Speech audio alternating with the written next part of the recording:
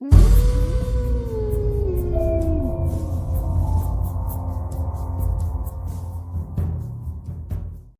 से दूर घने जंगलों के बीच से एक गाड़ी गुजर रही थी। गाड़ी में सारा और हेनरी नाम का एक शादीशुदा जोड़ा बैठा हुआ था। हेनरी, तुम क्या मुझे आज जंगल सफारी पर लेकर आए हो? जो ऐसे खतरनाक जंगल में एक गाड़ी बढ़ा ली?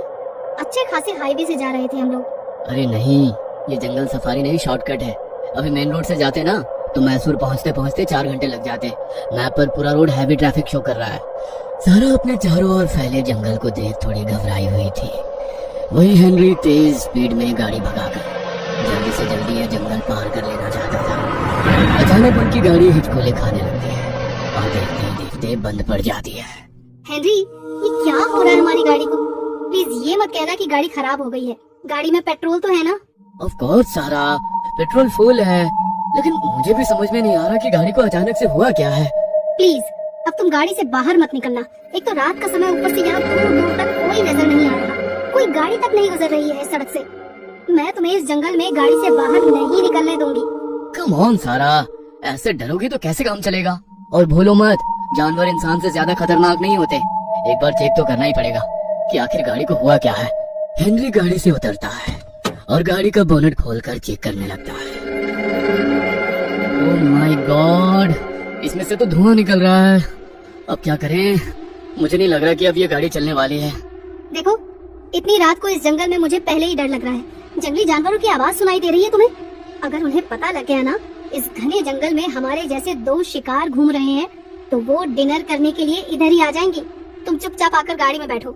हम गाड़ी के अंदर बैठकर ही मदद मिलने तक इंतजार करेंगे। कुछ देर गाड़ी में बैठने के बाद, हेनरी, बंद गाड़ी के अंदर बहुत सफोकेशन हो रही है, क्या करें? देखो यहाँ सड़क बनी हुई है, इसका मतलब गाड़ियाँ यहाँ से गुजरती जरूर होंगी। हो सकता है आसपास कोई होटल या सराय भी हो। चलो एक बार हिम्मत करके रात बिताने के लिए कोई मदद मांगते हैं। यहाँ गाड़ी में बैठना सेफ नहीं है। घबराते हुए सारा और हेनरी जंगल में थोड़ा आगे बढ़ने लगते हैं। वो देखो, उधर से लाइट दिखाई दे रही है, जरूर वहाँ कोई कॉटेज होगा। चलो उधर हमें हेल्प जरूर मिलेगी।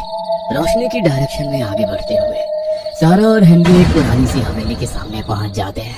हेनरी, इतने घने जंगल के बीच में ये हवेली किसकी होगी? कौन रहता होगा यहाँ? अरे यार, किसी की तो होगी ही ना। होगा कोई जिसे शहर से दूर शांति में रहना पसंद हो। तुम छोड़ो ना ये सब।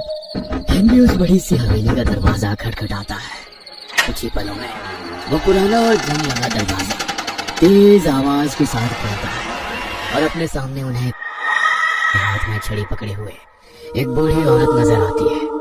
बूढ़ी महिला काफी उम्र दराज नजर आ रही थी।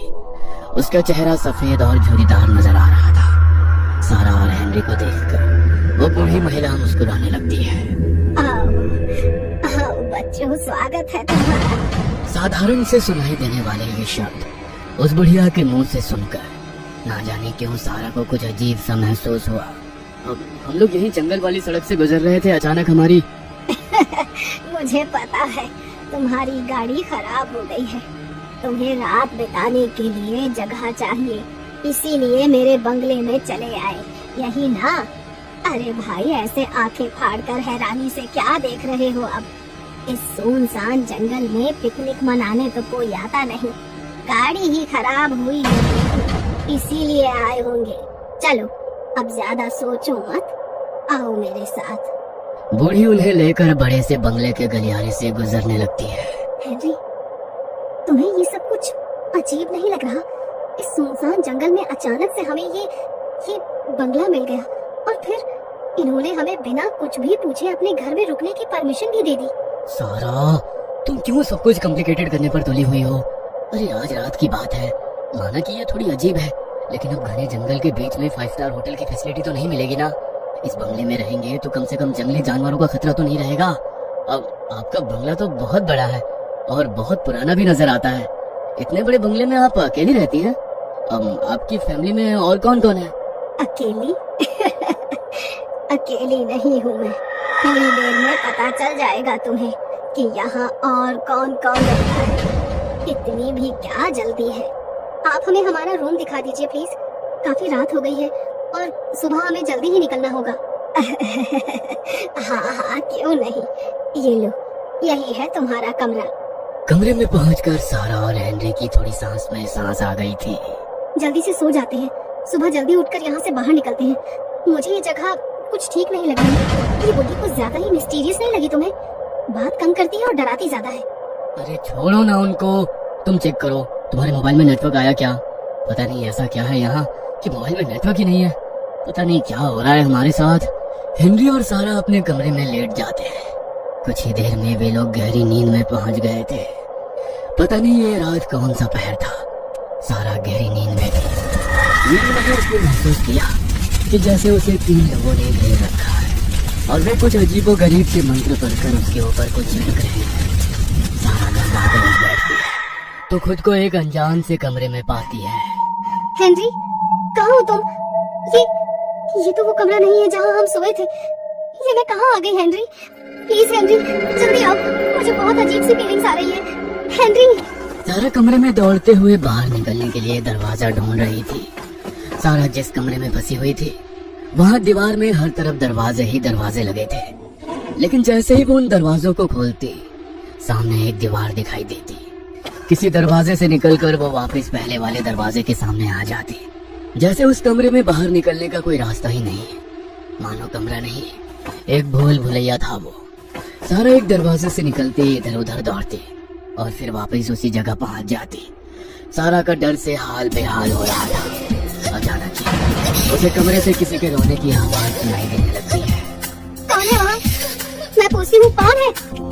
कौन रो रहा है यहाँ पर? सामने आओ। सारा को इतना कहते ही रोने की आवाज और तेज हो जाती है। कौन हो तुम? मुझे दिखाई क्यों नहीं देती? कुछ तो है यहाँ।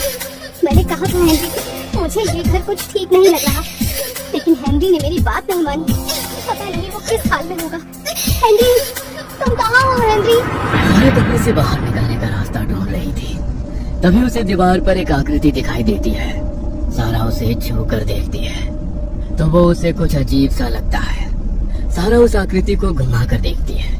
अचानक ही कमरे के फर्श से नीचे बेसमेंट में जाने का रास्ता बन जाता है।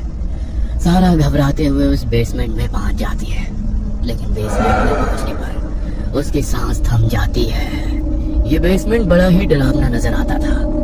उसमें जगह जगह भयानक गुड़ियां लटकी हुई थी। कहने को तो ये निर्जीव गुड़ियां थी, लेकिन उन गुड़ियों के चेहरे इतने सजीव थे, लगता था अभी बोल पड़ेंगे। छत से लटकी उन सैकड़ों काली गुड़ियों को देखकर सारा के बदन में कुछ झुरझुरी सी दौड़ने लगी थी। उन सभी गुड़ियों का चेहरा एक ही जैसा था और उन पर खून के छींटे लगे हुए थे। किसी किसी गुड़िया से अभी भी खून टपक रहा था, जिसे देखकर सारा की चीख निकल जाती है। सारा मोबाइल के टॉर्च की रोशनी में बेसमेंट में आगे बढ़ रही थी, तभी एक तस्वीर देखकर उसके दिल की धड़कनें और तेज हो जाती है। ये तस्वीर किसी खूबसूरत लड़की की थी। उस तस्वीर पर नीचे सुंदर लिखावट में एक नाम लिखा था, मारिया। वह पेंटिंग देखकर सारा की आंखें हैरत से खुली रह गई थी, क्योंकि बेसमेंट में जितनी भी डॉल लटकी हुई थी उन सभी के चेहरे हूबहू मारिया जैसे ही थे। सारा के रोंगटे खड़े करने के लिए इतना ही काफी था। अचानक मारिया की तस्वीर में उसे कुछ अजीब महसूस होता है, जैसे मारिया अचानक उसे घूरने लगी हो। सारा उस तस्वीर को देखकर उसके करीब जाती है और तस्वीर को छू कर देखती है। अचानक मारिया की तस्वीर में उसकी आंखों से खून रिसने लगता है, जिसे देखकर सारा चीख कर वहां से भागने लगती है। सारा का पैर किसी भारी चीज से टकराता है और वह जमीन पर गिर पड़ती है। तभी उसके ठीक सामने लटकी हुई डॉल अपनी आंखें खोल लेती है और एक डरावनी मुस्कान लिए उसकी ओर देखने लगती है।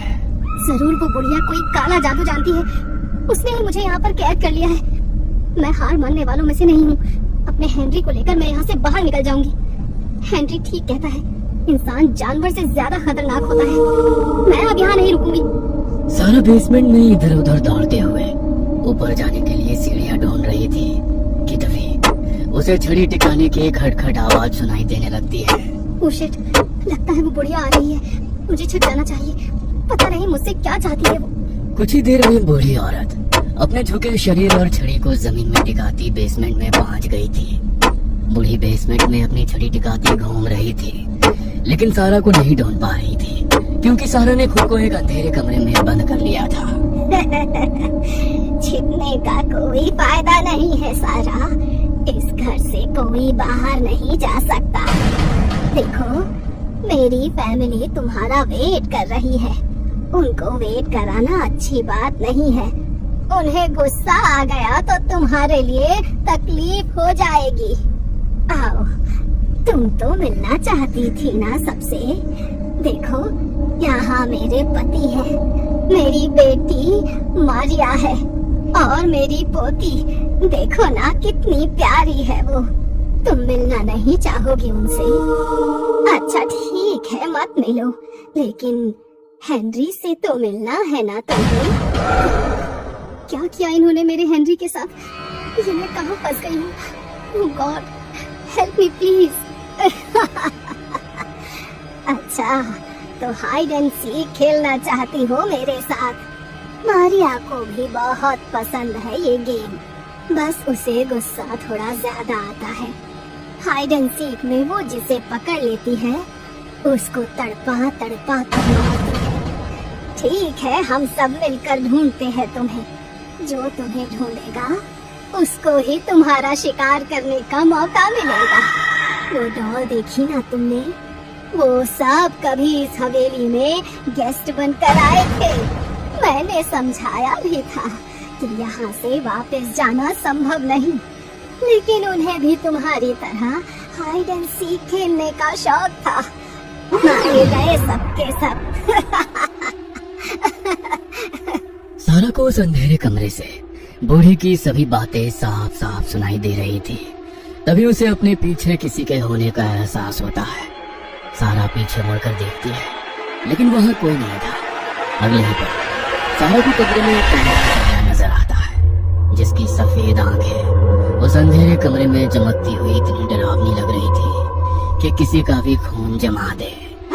सारा अपने दोनों हाथों को अपने मुंह पर रखकर किसी तरह अपनी चीख को मुंह में ही दबा लेती है और घबराते हुए उस कमरे से निकलकर दौड़ते हुए एक दूसरे कमरे में पहुंचती है, जहां उसे कई सारे सड़े गले शव दिखाई देते हैं। उस कमरे से भयंकर दुर्गंध आ रही थी और अधगले शवों को कीड़े खा रहे थे।